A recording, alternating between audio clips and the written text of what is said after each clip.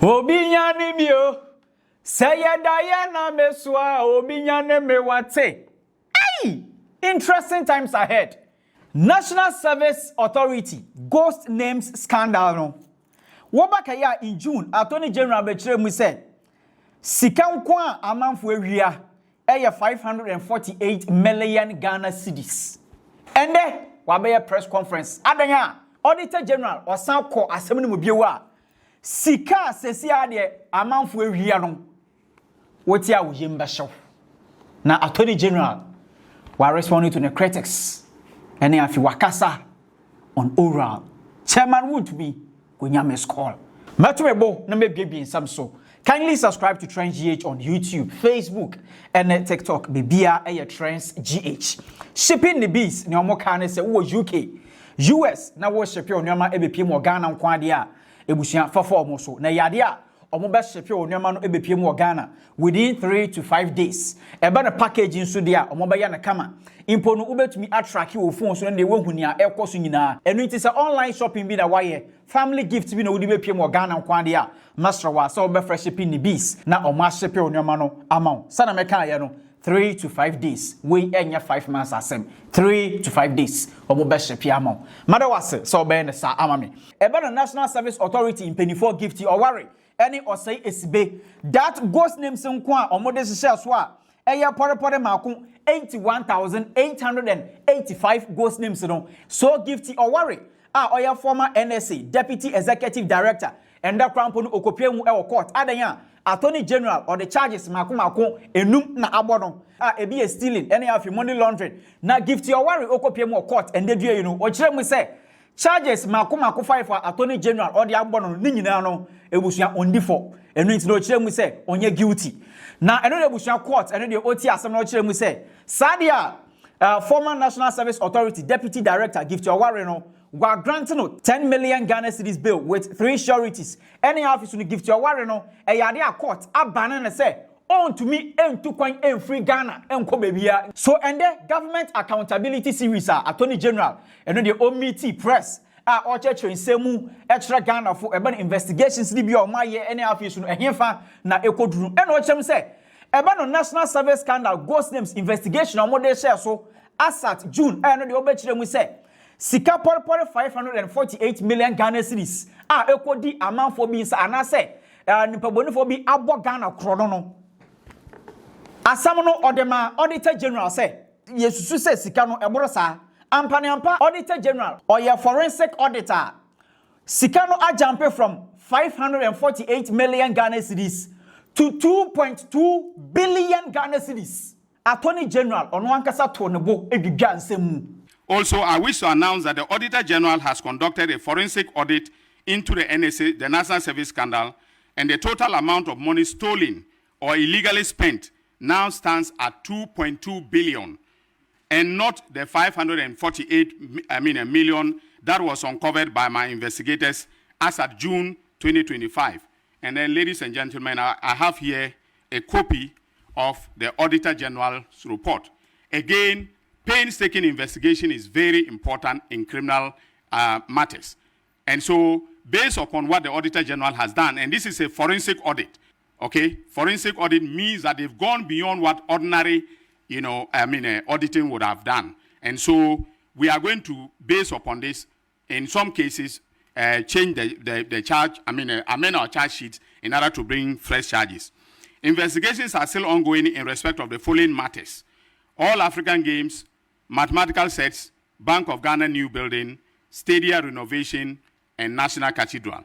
In the case of the National Cathedral, we have actually requested that the Auditor General should conduct another forensic audit, and he's being held by one of the big 4 accounting companies to be able to do this. After this, now Attorney General Honorable Dr. Dominic Akuritinga Ayeni osanso kirem say since obeye Attorney General no any of your ban cases ni bia egu na pon so a watete nsem bia ni opponent NPP any others ni bia omo kese ono Attorney General just say or cutty deals with amanfo bi se na ebeye prosecution no krampo no enkoso eno na Attorney General bushia wato na bua no de wache nsem mu say Omo keka sansam no, our response. Emomo, sa wakati deal, anase onkati deal. Nempo no, chairman Wontumi, ni di MPM. He has been fingered by Attorney General Adenti. And I want to also let you know that I'm under no pressure from any quarters to cut any deals. Mr. President, who is my boss, has never put pressure on me. On the contrary, when I brief him, he gives me his blessing. He doesn't even express an opinion one way or the other. He says, Dominic, I've heard you. All right? The chief of staff has never put pressure on me to cut a deal with anybody. The secretary to the president, Dr. Kalisus Mahama, has never put pressure on me. On the contrary, he encourages me. He says the work is stressful, but I should keep on. The legal counsel to the president, my former boss, has never put pressure on me to cut any deal. Offers have been made, and I have turned all of them down. I have told everybody, please go to the court. If you want a plea deal, I'm filing cases. In the Wontumi case, offers were made to us for a plea deal. I said, no, I'm filing charges. If you want, announce your intention for a plea deal to the judge. That is now my strategy. The MPP took advantage of my saying that I'm open to to having plea deals to say, okay, that I was busy cutting deals in the office. No deal has been cut, and no deal will be cut except under the auspices of the court of competent jurisdiction. That is what I have decided, and that is what we are going to do, going forward. Attorney General, we're making it clear. Say on cutting deals with Obia. Nampono ebana chairman Wontumi ni case kra na nsenya no omudile kopie mo court a. Eyade a chairman Wontumi enkrofo approach ono Attorney General say. Nanka omon cutting deal. Na no de asam no omuhu de wo yomu bedi afa, but ono Attorney General, Honorable Dr. Dominic Akuritinga Ayeni, one accepted that offer no. So Attorney General, eno de oye in the press conference ni wie no, eno de do questions and answer time. And one journalist obisa na say, Attorney General, one kasa se si ano Ghana for bebrina no eba wosombo. Say eba no ora na mo kan ye na. Sa na mo da de yo mo ma yo mu sete. Prosecution bia enko so. Hey, October mu na ye wei, a mo keka ko 1 year. Akokọ ba krampo ni wo ma mo ejeli no. Eno na Attorney General no o kire mu say, "Oh. How does he feel?" Yanko. How do you feel when people say prosecutions are delaying? Thank you. The question of how I feel when people say, the oral cases are delaying, I feel frustrated because the work of prosecution is not done by the Attorney General alone. The Attorney General depends on investigators for the raw material to be able to prosecute.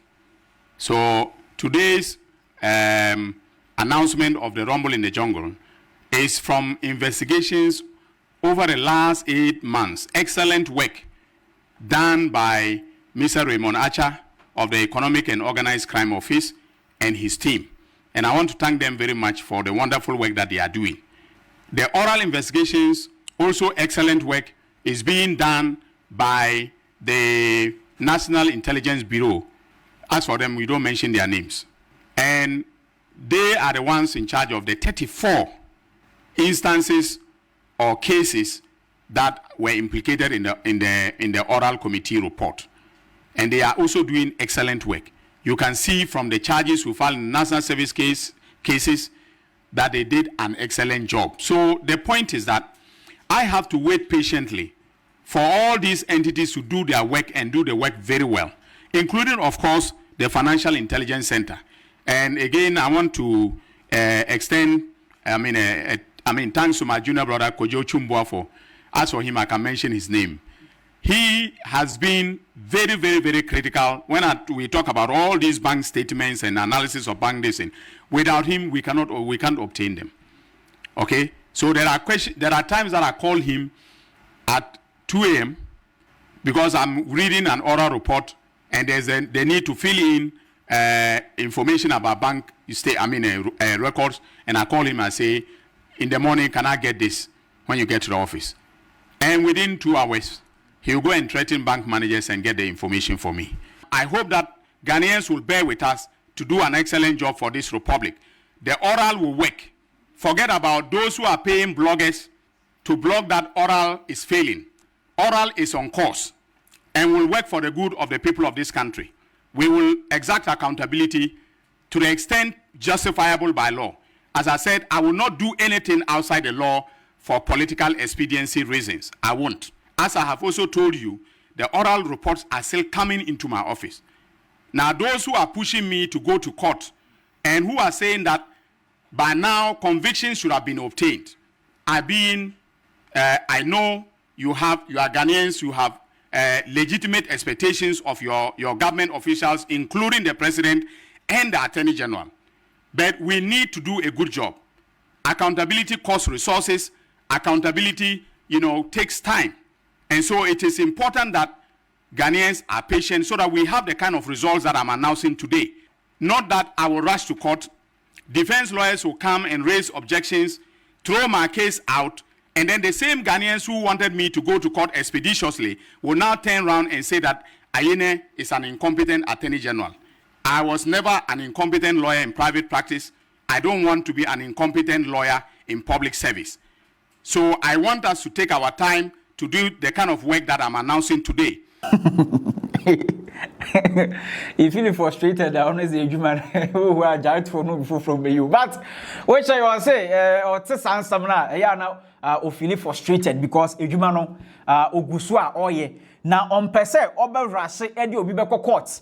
And no dear, just say, almost need enough grounds. Asamno Enkosi Babia, and you know, Ghana for Endasu Enya Mujidi, Nayadia, Shebe and Chakra, Amanfo Behu Science, Nayadia, Yoko, any afi FIC, any other investigative bodies when it comes to corruption, once and summer, Eyomo, na Ebushon Omode investigations, na dear best so, na feed advice on Modoma or no Attorney General no, na afidi or no so why they we pursue no home ever court. In terms of the what teaming up with all those investigative bodies in the moa, what's ya obo Raymond Achedi, obo Kujochum Boafo FIC boss or sound so ebon dion was say a yadia or more buano. In terms of the answer, a man for behu prosecutioner.